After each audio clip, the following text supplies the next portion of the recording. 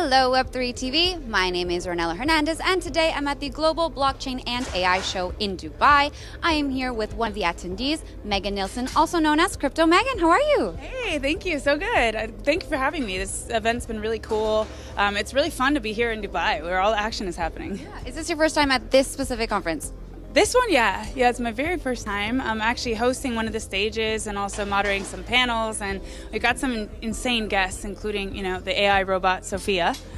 So I've interviewed her sister, Desdemona. She's a pop star. She sings and dances. So that was a very creepy experience, to be honest, but the most memorable interview I've ever had. How was that experience, seeing Sophia up on stage? It was good. I'm actually going to interview her tomorrow. So alternative questions, we kind of want, maybe the audience has some suggestions. We'd like some alternative questions for Sophia that's never been asked before. Let us know in the comments. All right, so Megan, tell me more about what you're doing in Dubai. I know that you as well have your own show, so give me a little brief on your background and what your mission is here today.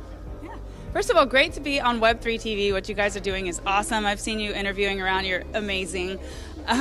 So I'm a Web3 strategic advisor for companies, in the Web3 space or coming to Web3 space, but also I have a podcast called the Crypto Megan Podcast, which Tim Draper, who was on my podcast, called it edutainment. So I actually hadn't heard that word before, but apparently it's like education and entertainment at the same time. So it's celebrities doing meaningful things in Web3, industry leaders, and people who are making an impact, basically to intrigue the Web2 audience too. So we've had the Snoop Dogg family and Pink Floyd, and but on the other end, people like Tim Draper and Yatsu, and just people with a vision, like moving the needle and driving the industry forward. And most recently, what we're doing is a documentary, a docuseries actually. We started in New York at NFT NYC called NFTs Are Dead, which we don't believe they are, so. No, they're not dead. They're not dead. So tell me more about what you learned, what you discovered while you were there. Yeah, there's this whole underground culture of people who never felt like anything was dead. And then from the outside world, the whole perception is that, a lot of the perception is that crypto's a scam, that NFTs were never a thing, or that they're just, monkey JPEGs, which I own one. And it's actually so much more than that. So it was cool to really dive deep into the community side, but also see what people are building, which is absolutely insane. Yeah. And so what are you doing while you're here in Dubai? What's the next part of this documentary? Yeah, so this one is going to be focused on RWA, real-world use cases, and the future of finance. So we've got everybody here.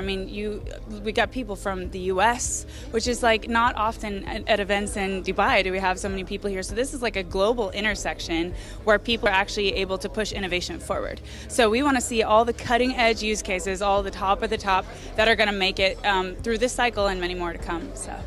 So you've gone to many, many events. You've spoken to so many people in the industry, as I have too. So I wanted to hear from you.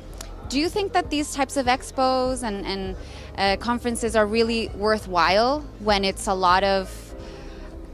tends to be a lot of the same topics just kind of spewed over, but in different parts of the world? I totally get that sentiment, which is why we've kind of really not downgraded, but made our event series a little bit less vast, and we're focusing on more high impact ones, more ones that have themes that are different. But I will say this, the human element is really important in all of this actual physical meeting, especially to onboard women. So one of the things I do is advocate for women, and women, they tend to be more connected in person. I want to get involved because I saw this other woman doing it, and I think it's important to actually meet on the ground. You get things done faster, person to person, have that still element of physical connection and bring everyone together. So. No, you're totally right. I find that too. Any advice you have out there for our viewers who maybe are either new to the space or are hesitant and want to learn more? Yeah, don't be afraid, ask questions, and step up and embrace this opportunity, because I know you probably hear this a lot, but it is a once in a lifetime opportunity here for you to learn about finance, for you to get involved in something that is greater than you. Yatsu said on my podcast, in Web 2, people are more consumers to be extracted from, and now in Web 3, you're a stakeholder, and it's so much larger ecosystem, and anything is possible, whether you want to build, you want to invest, you want to work toward financial freedom, whatever your goal may be. Now is the time to get involved, ask questions, join communities. Don't stop until you find your place here, because there is a place for you. Wise words. Megan, what is your favorite thing about working in this industry and your least favorite thing? Oh my God, I live, breathe, and like eat this space. This is my whole world. I'd never disconnect almost. I'm obsessed with it. My favorite thing is the speed, is how accessible everything is. You're just an arm length away from meeting anyone, and especially at events like this. You know, you can meet so many people that you think you may never meet, and it's not the same in the Web 2 world. I think my least favorite thing is also the speed. Like, people don't care how fast they build without building a solid foundation first, and things just like crumble down. Lots of house of cards, a lot of, with a lot of opportunity comes a lot of scammers, and that's, where we're at now. So you have to be really careful, and evidently that's my least favorite part, because I don't want newcomers to be deterred by that or to have problems. So. Yeah. What do you say to people who maybe are like, they see the news and the headlines that everything is a scam or it's a fraud? Like, what do you say to people who just listen to that? Turn off the news and watch Web3 TV. No, really, I swear, I haven't watched traditional news in years. My news is X. If you get lost in that stuff, it's just so biased in so many ways. Like, just try to get the right, accurate information and think outside the box and for yourself.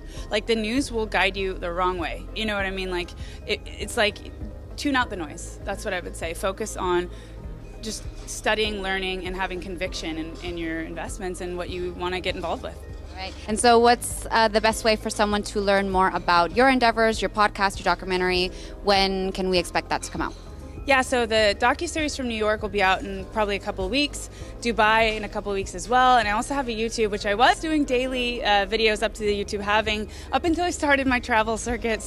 But I do give a lot of advice there and on what I'm doing and how people can tackle the crypto markets and learn a lot about projects that I believe in and the crypto ecosystem in general. So YouTube, I'm on social media a lot, tweeting a lot about things that people should know, trying to keep them up to date. So. Yeah. Amazing. Well, everyone go follow Crypto Megan. Thank you so much for your time today, Megan. It was a pleasure to talk to you. Thank you for having me. And everyone, make sure to watch other interviews that I did today at the Global Blockchain and AI Show. See you later.